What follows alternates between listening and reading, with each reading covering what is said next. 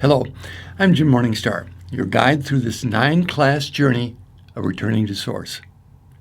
The topic in this, the 6th of our series, is Ancestral Wounding, recovering personal and planetary wholeness. The origins of ancestral wounding. Now, unfortunately, much of the world does not take personal responsibility for their, quotes, demons, that is, repressed traumas, and will blame those who trigger or activate their inner pain. The ill-fated solution is that if I can change or eliminate the trigger or person triggering me, I will feel better and my problems will be solved.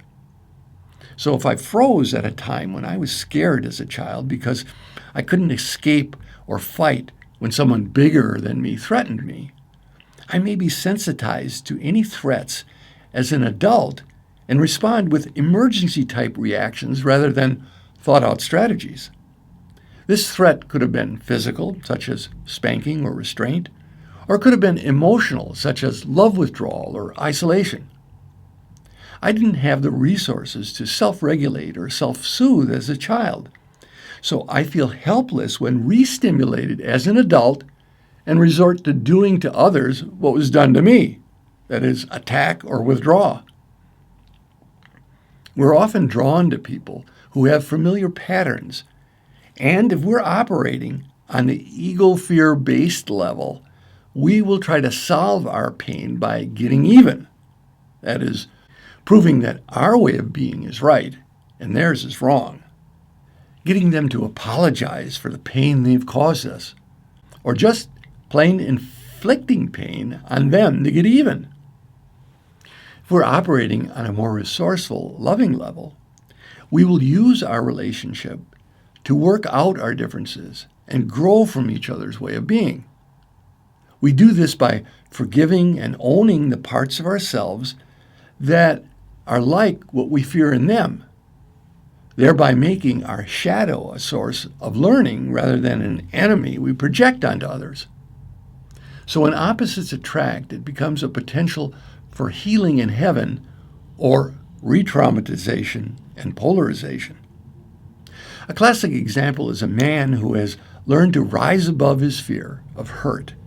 For example, an early sense of helplessness or rejection with mother, is attracted to a woman who promises to love him unconditionally and heal his vulnerability, of which he's terrified.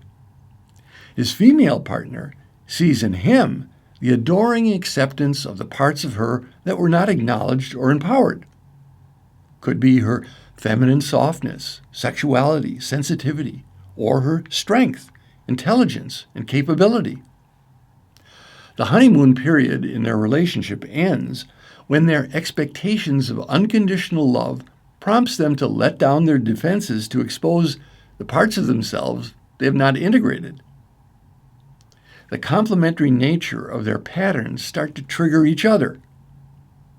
That is, his fear of emotional hurt and rejection, and her fear of judgment and domination. The inevitable inability to take away the other's hidden pain leads to escalating attack and withdrawal.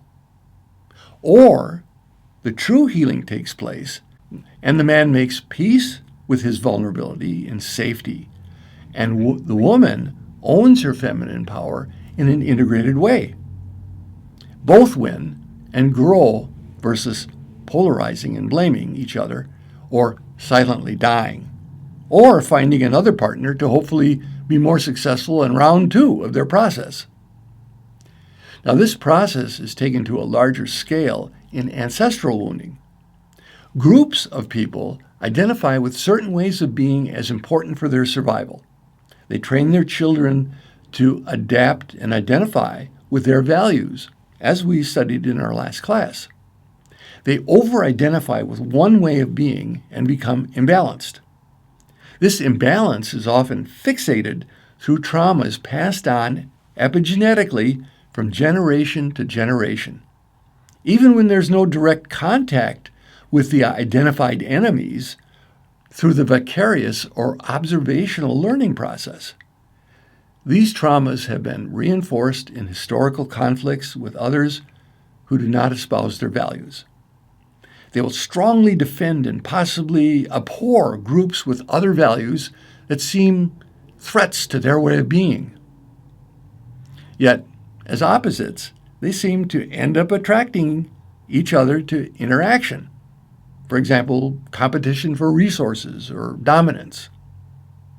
They will project their fears onto these groups, stereotype them as embodiments of what they see as threatening, scapegoating individuals from the other group as examples of these threats, and engage in warfare to the death for the sake of perpetuating their unconscious, traumatized way of being. As in the individual example of the man and the woman cited, each group actually has qualities that could enhance each other's way of life, such that there is growth and shared prosperity. When driven by fear, however, their reactivity leads to attack, war, or threat, the arms race, or withdrawal, building walls, embargoes, nationalism. A simplistic example is a country from a northern climate who has relied on a rational approach and delayed gratification to build up stores for the winter, stereotypes those from a southern climate who are more free and laid back in their lifestyle and way of expressing as lazy, unproductive, and too hot-blooded, whereas those from the southern climate see the northerners as cold, too work-driven, and repressed. Should they learn that the world is big enough for different ways of being and cooperative sharing of resources, physical, cultural, and spiritual, both would prosper and grow. It begins, however, with each addressing their own traumas and healing within, reducing their defense budgets and investing more in domestic improvements. So let's start our own ancestral healing process and do a personal inventory of our own group inclusion-exclusion experiences.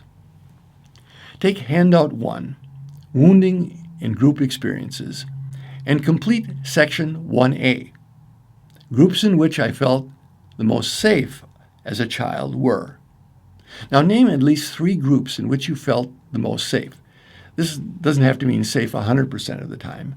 Now it can include family, school, social, work, play, spiritual, etc.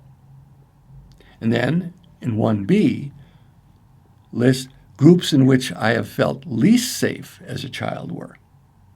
Again, name at least 3 groups in which you felt least safe.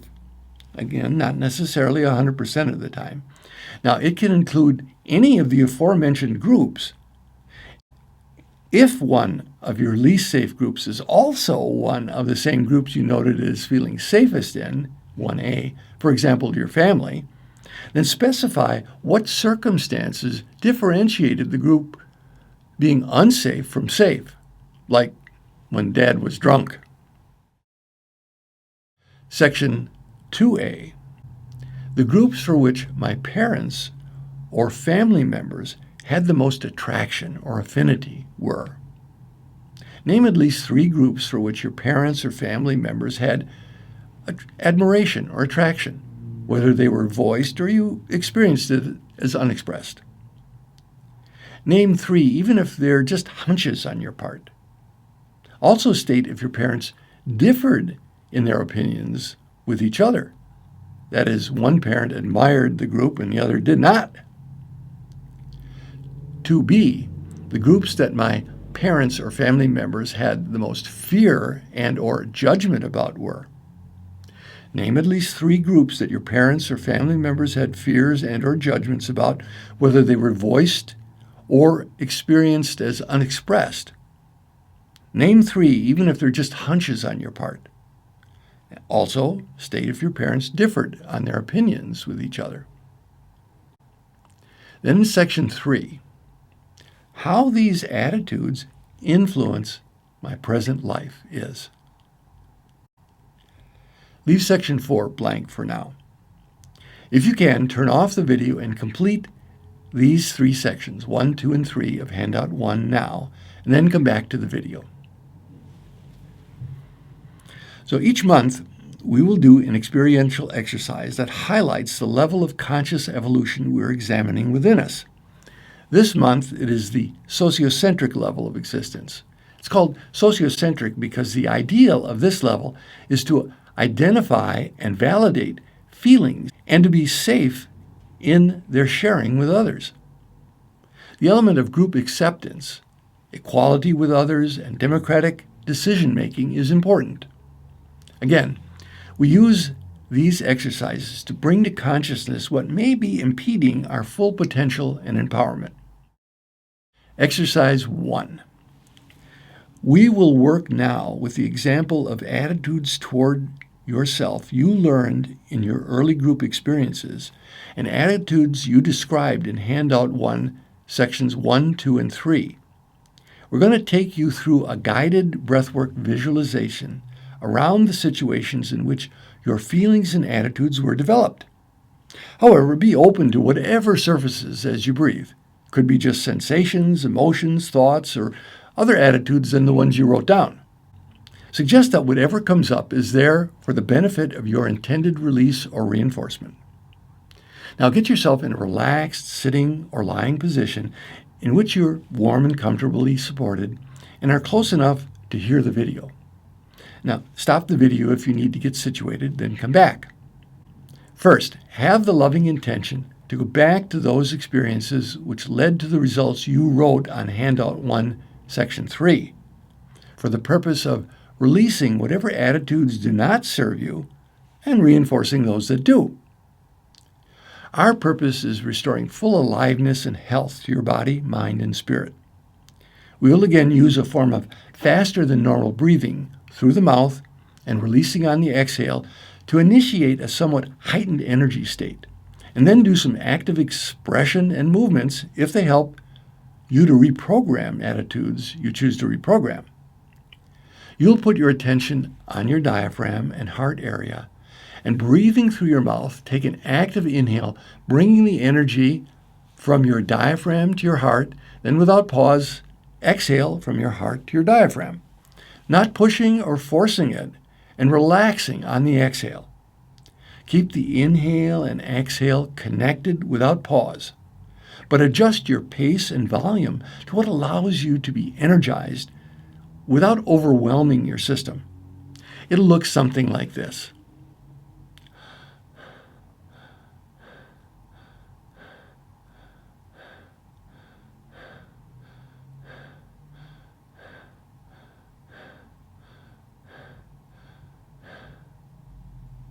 We will do a few minutes of this faster breathing and then do some visualization work.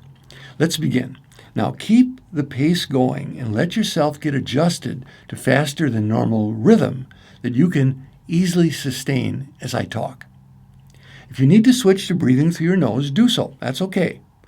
Now continue your rhythm of faster than normal breathing and bring your attention to a group setting from your early years in which you felt safe and accepted. As you breathe, let the situations and feelings come to mind in which this safety was fostered. See it from a loving witness point of view. Notice the patterns of behavior that this attitude have led to as you progressed in your life, and which of these patterns presently serve you or not.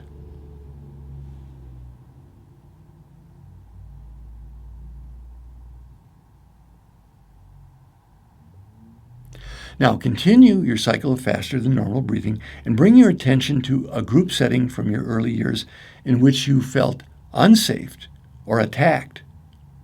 As you breathe, let the situations and feelings come to mind in which this fear was fostered.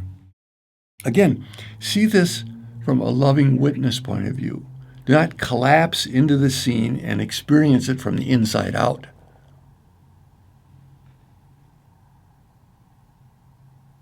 Notice the patterns of behavior that this attitude had led to as you progressed in your life, and which of these patterns presently serve you or not.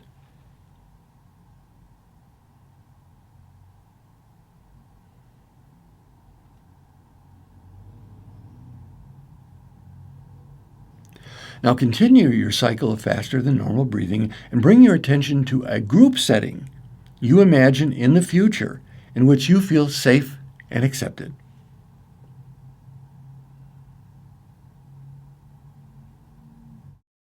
As you breathe, let the circumstances and feelings come to mind in which your safety will be fostered. See it from a loving witness point of view.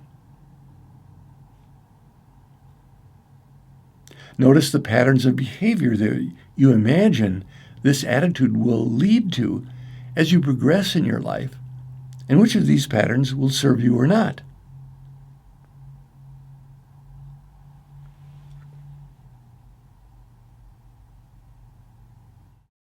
Now continue your cycle of faster than normal breathing and bring your attention to a group setting you imagine in the future in which you feel unsafe or attacked. As you breathe, let the situations and feelings you imagine come to mind in which fear would be fostered. Again, see it from a loving witness point of view. Do not collapse into the scene and experience it from the inside.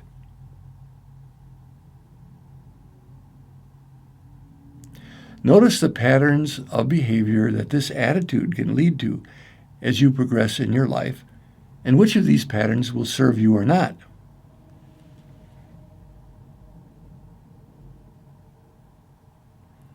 Finally, continue your cycle of faster than normal breathing and bring your attention to a group setting presently in your life in which you feel safe and accepted.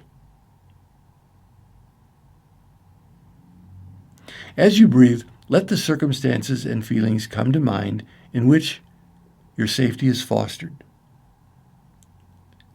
See it from a loving witness point of view. Notice the patterns of behavior that you affirm this attitude will lead to as you progress in your life, and how these patterns will serve you.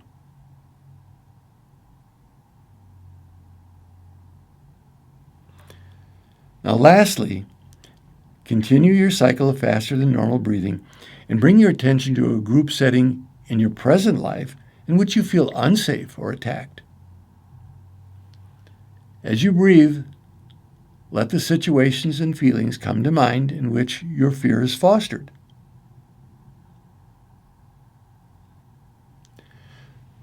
See it from a loving witness point of view. Do not collapse into the scene and experience it from the inside. Now notice the patterns of behavior that this attitude can lead to as you progress in your life, and which of these patterns will serve you or not.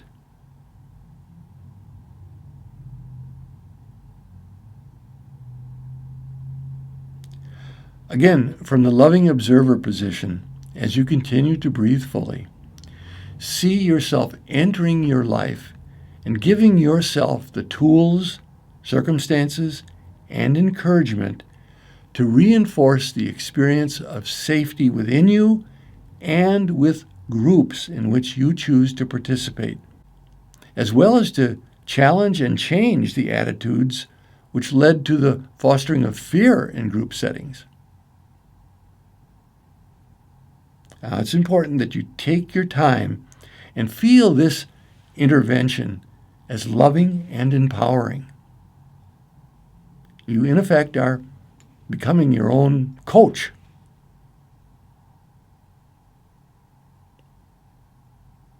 You'll need the courage to face any opposition from the outside or inside yourself to regroove these new neural pathways. It's important that you breathe and feel it. Now here, if vocalizations and or movements help the process, give yourself permission to use them with feeling. This is your body and your planet, and you must rewrite the scripts that no longer serve you. No one else can effectively do this for you, but you can use the support of all of us having the courage to join you in the process.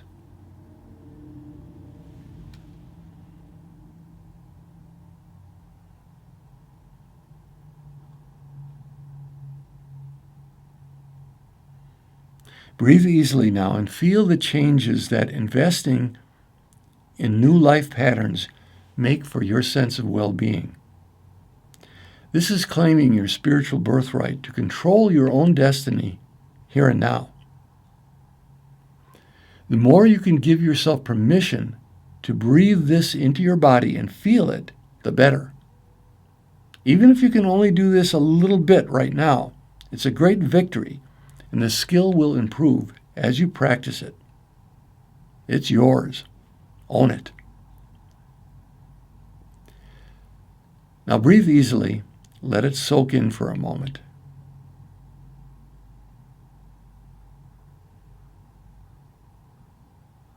Some people may not fully experience the changes till hours or perhaps days later, all in good time. Let yourself now take a few deep and clearing breaths and come back to the awareness of your present surroundings with a willingness to incorporate the positive changes you envisioned.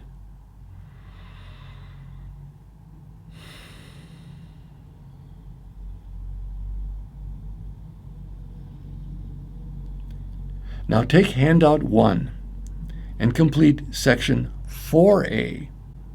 Steps I'm willing to take to increase the safety I experience on a daily basis within me are. And section 4B.